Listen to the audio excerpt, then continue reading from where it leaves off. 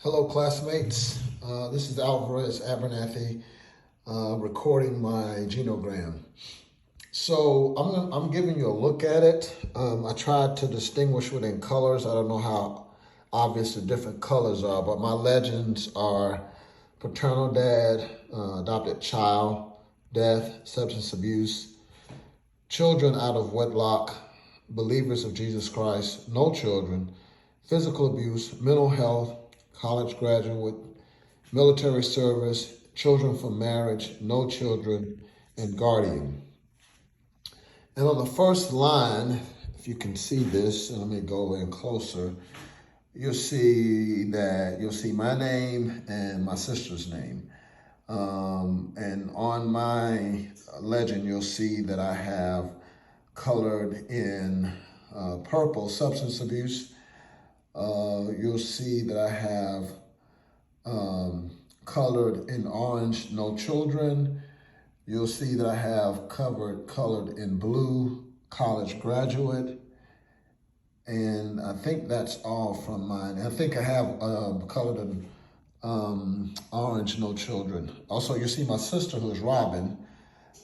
She's colored in orange, no children. She's colored in purple for substance use or substance abuse. And she's colored in, I think, for believers as well.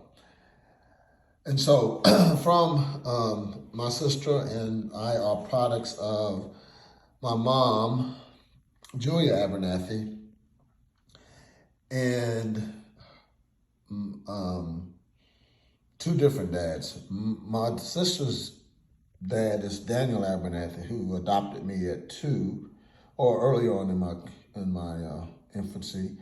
And then, as you see, the dotted line to my dad who adopted me, and then you see the solid line to James Martin, who was my paternal dad. And you'll see that we don't know who his parents were, but we do know that Mr. Odell was the person who was his guardian. You'll see the yellow for paternal dad, representing my dad, my paternal dad, who I've never met. You'll see green for military service. You'll see blue for college graduate. And you'll see the brown for out of wedlock, because he and my mom had me out of wedlock. On my mom's side, you'll see her mom and dad, who was Lewis, both are deceased, and Alder, Laurie. You'll see on my grandfather's side, on my mother's side, you'll see substance abuse. He was an alcoholic. You'll see green for military service. You'll see the X for he's a believer, and you'll see the X that he's dead. On her side, you'll see, of course, the X that she's deceased. You'll see the figure of a person for physical abuse. You'll see the X for believers in Jesus Christ. So the reason I listed the generation of the kids above them was because of the fact that there weren't. My sister and I don't have many kids, so there's nothing to go from there. We'll move on to my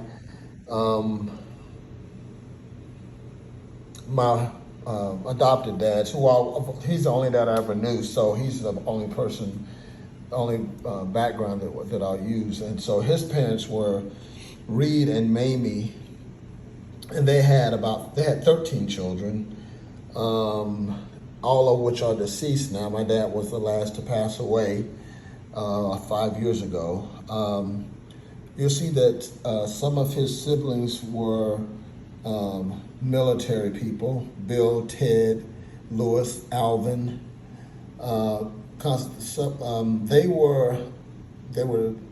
They had two different dads. So my dad was a product of the Abernathys, which were like 7 kids, and then there were the Tatums, which looks like all the military people were the Tatums, and my dad was part of the Abernathys.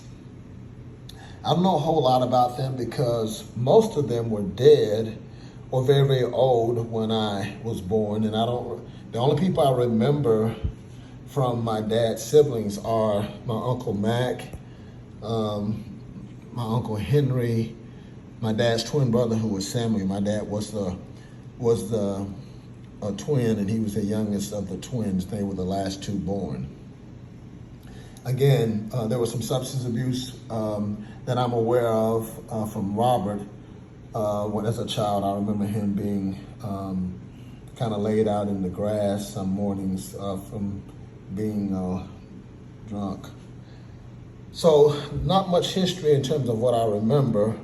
I'll go back to my paternal dad, who I've never met.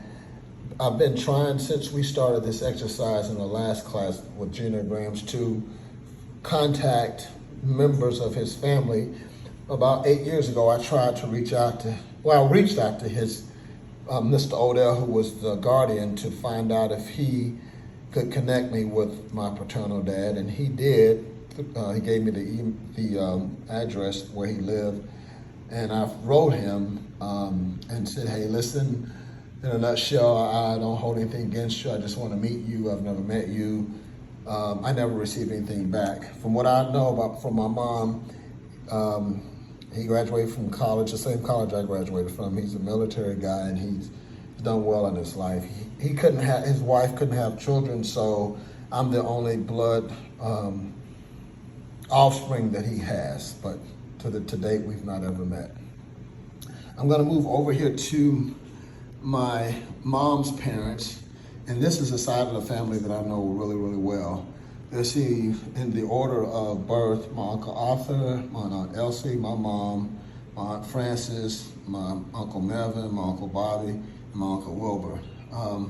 Of these, because my grandfather was military, my oldest uncle and my youngest uncle were both militaries.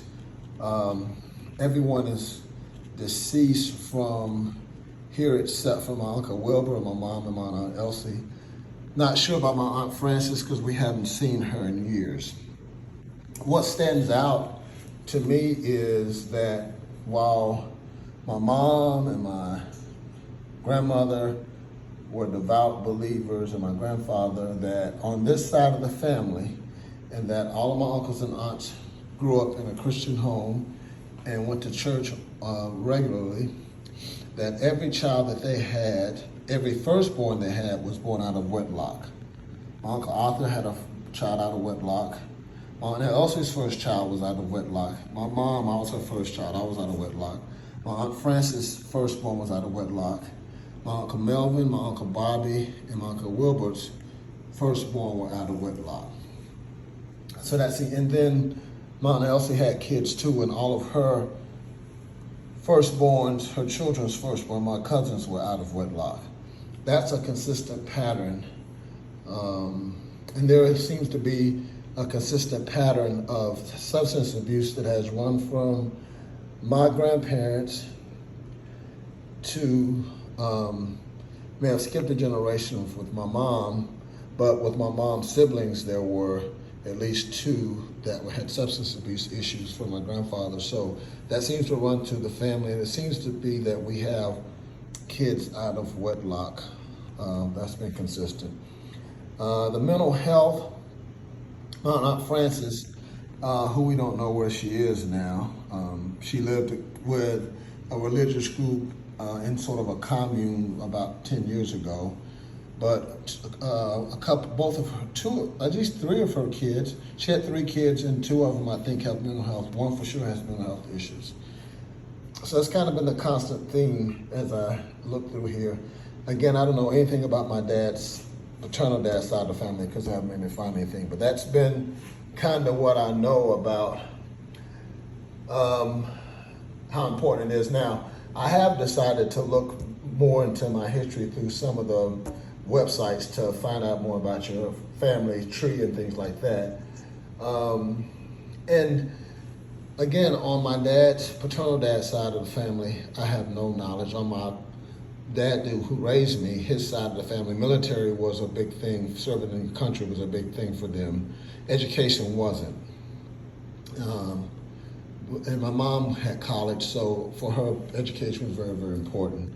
So I guess what I've learned about my ancestors is not a little bit more than I did before was that we've always been believers. For some, education was important, formal education. For others, it wasn't. But always being a believer was always important. That's it in a nutshell. So that's my, apologize for being late, guys, for presenting this, but that's mine for today.